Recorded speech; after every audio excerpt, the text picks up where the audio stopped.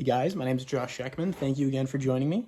We're doing a Cold Rain and Snow solo from Europe 72 Volume 20. It's in England. It is a great solo, a lot of fun. Again, very simple. It's straight out of the pentatonics in the major scale shape. So not anything that's too hard to grasp, something that you can definitely take away. When you're watching this, though, think about the licks, think about the shapes. In the description below is the actual audio of this of the solo, as always. You can have that pulled up to hear it from the man himself. Besides that, let's jump into the lesson.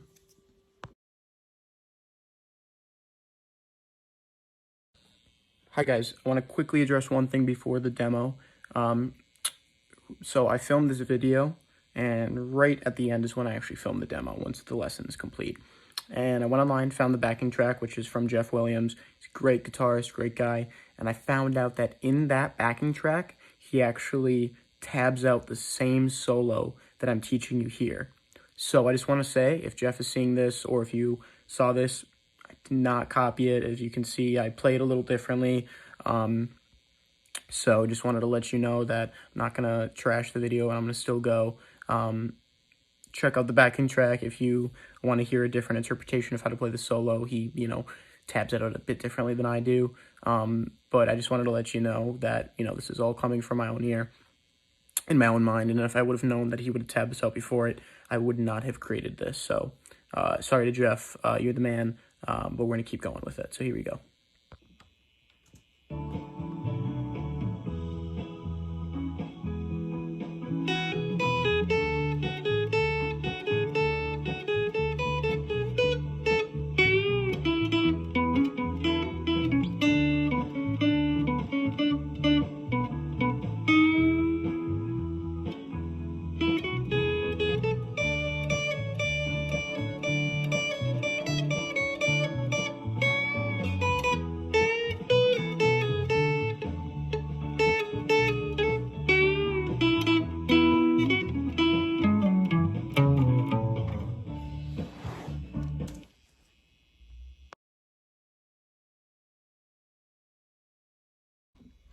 All right, so let's talk about the chord progression of Cold Rain and Snow. The solo follows this chord progression, so understanding how to play the chords and sing along will allow you to understand the beat and understand the rhythm and the progression of the solo to help you improvise your own solos in the future. The chords, very easy: a D chord and an E chord. Which, if you don't know what that is, that's just moving the D chord up a whole step to make a caged shape. That's an E chord, or an open E is up here. Anyway, so it's D, E, D, E, D, E, D, E. Literally just switches off. I'm gonna be honest with you guys, cannot sing, but I will talk along the chord progression with you, and let's get into it. So it starts with the D chord. Well, I married me a wife. She's been trouble all my life. Run me out in the cold, rain and snow. Then you keep on the E. Rain and snow. Oh, oh, oh, oh, oh, oh. Run me out in the cold, rain and snow. And that's it. That's the chord progression. It repeats that same exact rhythm, same exact idea for all of the verses, as well as the solo. So get that down, and in case you're a beginner, I was doing the D and the E open bar chord. That's about it. So let's get into the next part of the lesson.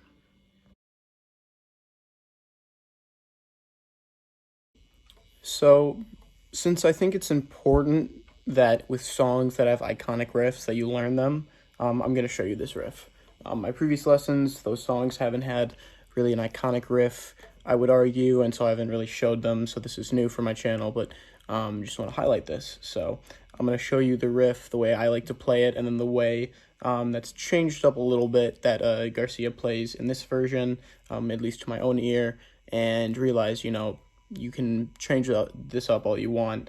That's what they do every time they play it. It's different every time. So this is in no way, you know, a must do this way or must do it another way. So, you know, mix and match, make it your own. So this is the way I like to play it.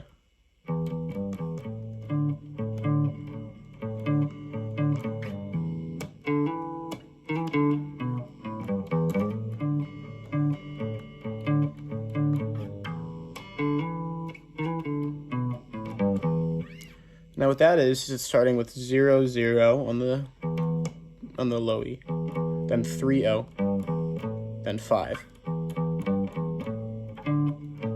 Then you're going back and forth with the 5 of the low E and 5 of the A. I go E, A, E, A, E, A, E, A. That's what I usually do. And then you slide back 5 to 3 on the low E, and then pull off. Then I do this. And that's a hammer-on the E note, which is the 2 of the D. And then I do this, a slide from 1 to 2 on the D, and then open D. So then a 2-0 on the A and a 3-0 on the E. So I'll do that all together. Sorry.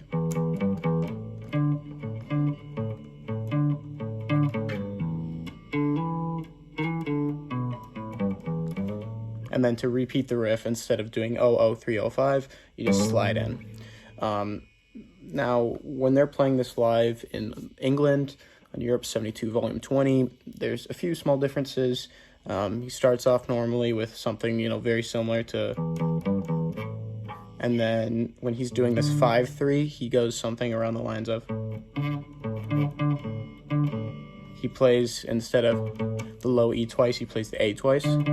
Again, this is very, very minor difference, almost insignificant. I would say the one thing that he does play significantly different in this riff is, instead of, you know, what I like to do is a hammer on and then this walk down. He still does a walk down of sorts, but instead of doing a hammer on, he just goes. He kind of does that same rhythm that he does here.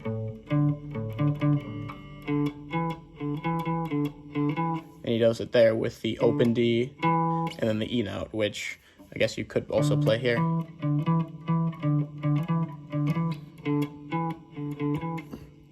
Besides that, though, that's about it. That's the riff. He plays that right after the solo, which you're about to learn, so it's important to know that as well.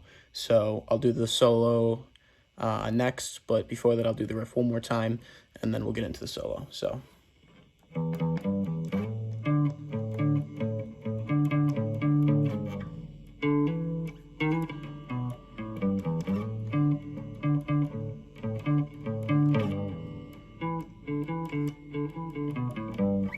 So, you know, you can mix and match, you can change the riff around. It's a lot of fun to improvise on, and without further ado, let's jump into the solo.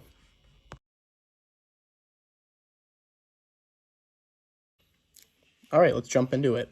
So right off the bat, it's going to be over an E chord, you know. I married me a wife, she's been trouble, all my, and then it goes to the D. But this first part, it's just over an E chord, and he's going like this.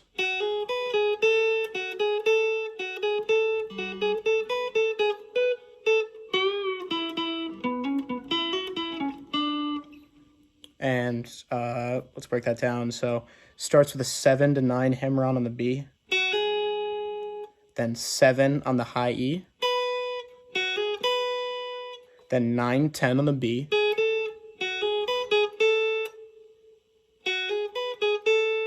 and then what he's going to do, he's going to do this phrase 3 times. It's just 7, 9, 10 on the B.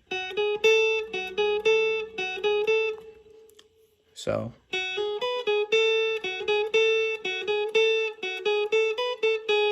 And at the end, once he hits, you know, he goes 7, 9, 10, 1, 2, and then third time, once he hits that, he's going to go up to the 7 on the high E, and then 10, 9 on the B. So, sweet. Then he goes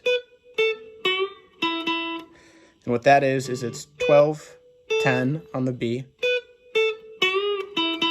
And then he's bending up the 11 a whole step to this note, which is the G sharp or A flat, whatever you want to call it.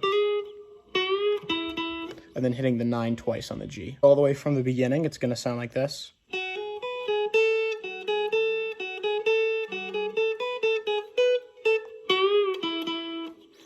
Cool. And then next is this. And that's kind of the transition from the E to the D.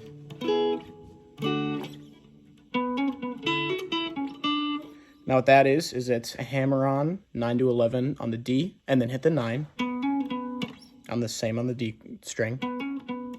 Then same thing for the G.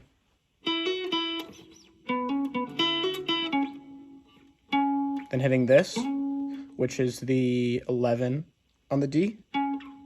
And then jumping to the D note, which is the 7 on the G. And just so you know, this part right here is straight out of the E major pentatonics.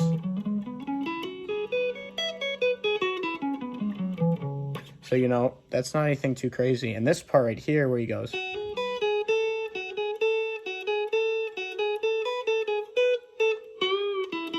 That's all out of the E major pentatonics except for this note, which as far as I'm aware, that's in the E major scale. So, you know, that's the kind of, you know, he likes to play that kind of stuff, the Mixolydian-ish. It's out of the major scale. But, you know, these notes right here, that's all part of the scale.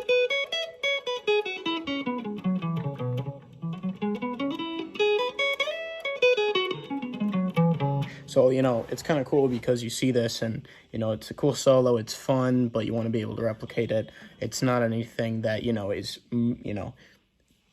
crazy musically. It's straight out of the major scale on the minor pentatonics. The E major pentatonic scale, sorry. Anyway, enough about that. Let's keep going. So the next part is going to sound like this. So, you just landed here. It goes like this.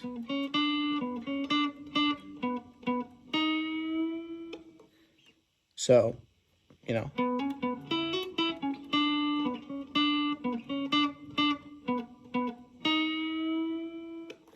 And what that is once you hit the 7 on the G, you're going 9 on the D, then 6, 7 on the G, and then you're going to do that phrase again. And the second time, you hit the 7 twice now. So 9 on the D, 6, 7 on the G, 9 on the D, 6, 7, 7 on the G. Then you're going to the 9 again on the D, and you're hitting that twice. And, you know, this is kind of to the beat. Sorry. And what that is that you're going on the 8 of the G, you're bending it up to the 9. And all the bends in here, he's not, you know, he's not going quick. He's doing it slow and emotionally. And he's holding it. You can do a little vibrato. That's up to you. That's your call. But that's what he does. And, you know, he holds that. Then he goes like this.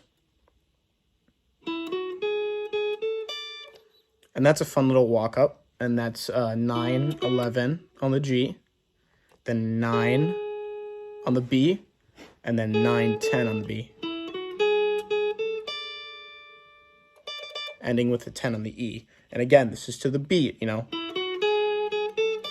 It's these triplets. 1, 2, 3, 1, 2, 3. And again, that's 9, 11 on the G. And then 9 on the B. That's the first triplet. Second triplet is 9, 10 on the B, then 10 on the high E. So this next part's going to sound like this.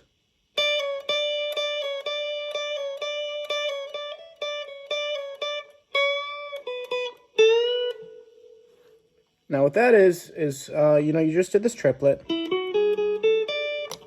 And once you hit that 10, you're then going to do this 3 times. Which is just on the high E sliding from 10 to 9 and then hitting 10 again. So do that 3 times. And then, so, you know, 1, 2, 3. Then you're going 12, 10, 9 on the high E.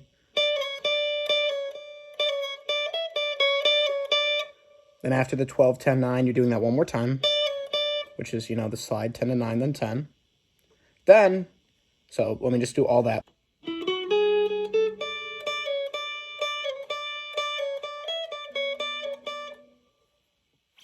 That's that. So the next part is this, which is a half step from the 9 to the 10 on the high E. You're bending that D note. Then the next part is you're playing the 7 twice. And if you listen to the recording, it's very quiet. They're like ghost notes.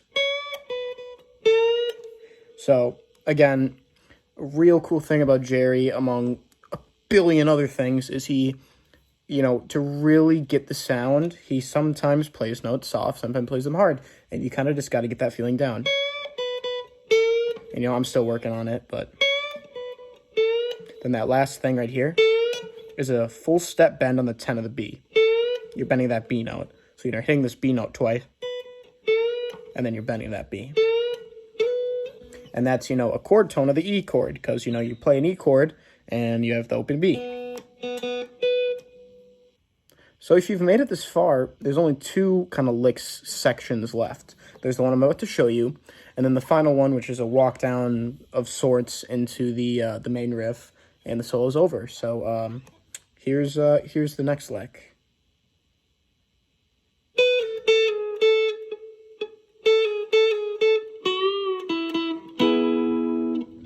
Now what that is I really like this because he's really following this beat, and I mean obviously you have to when you're in a musical genius like Jerry Garcia, but I'm just saying I really like the way it is followed. So it's a slide from 12 to 10 on the B, and then you're gonna do this lick, which we've done before in the solo, but here, which is a slide 10 to 9 and then 10. So realize there are 2 different slides. So don't just go 12 to 10 to 9. That's not right. It's 12 to 10, 10 to 9, and then 10. And then he does 2 mutes to the beat.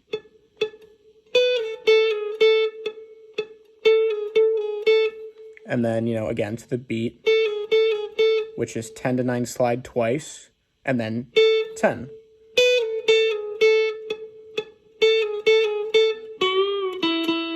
And then similar, we've done this before as well, which is a bend on the 11 of the G string up to the 13, which is the A flat, and then hit the 9 twice, which is an E, and then you're going to play this, which is the A shape.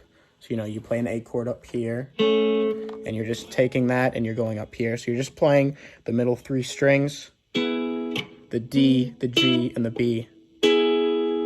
So that part one more time.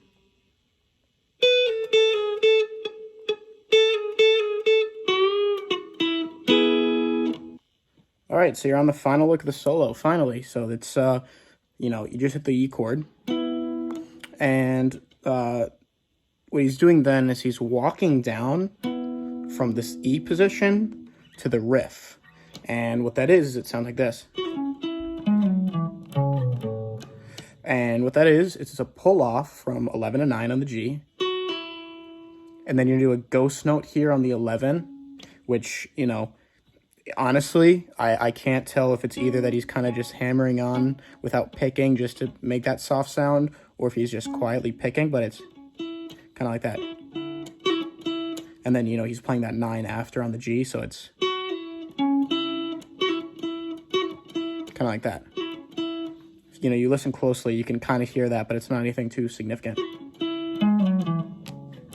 And what that is, that last part is then a slide on the A string, 11 to 9, and then hitting the 7. And then a slide 9 to 7 on the E, and then hitting the 5, which is right in that riff position, you know.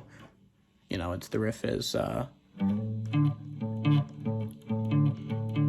you know, he's sliding and hitting that. So, you know, right after he actually goes into the riff. But once you hit that 5, you kind of slides it off. So one more time. And he slides it off, then he goes right back into the riff.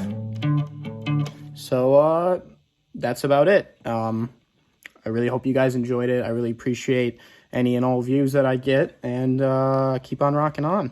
One last thing I want to say about this before I forget. The cool thing about this, entire solo, it's very pentatonic-y and major scale-y. This last part right here is right out of that scale as well. So, you can take these notes, and you can put them in any shape, any key, because, it's followed the same kind of, the pentatonic scale follows the same shape, so you can do this for any key. And then he slides here, which, these, that's all part of the extended scale. Then he goes into the riff. So, anyway, that's it. Thanks, guys.